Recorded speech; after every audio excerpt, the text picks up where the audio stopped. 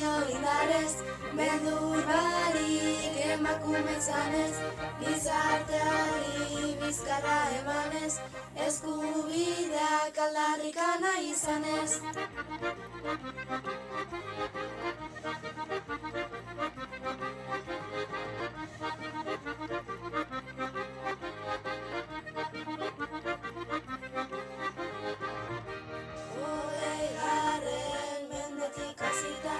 Sexu bereizkeriaz bezita, gure amonei ateak itzita, eta ala ere irribarrekin ezita.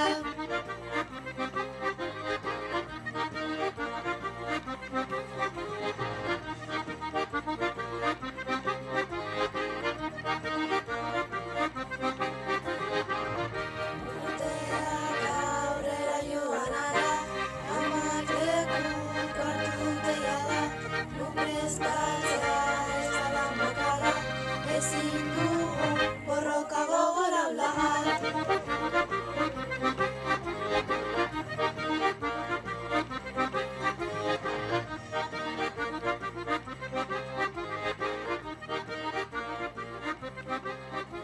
Gure etorkizunari begira, gai honi eman behar diogu bira, zokatik etengabe tira, emakumeak indartsuak baitira.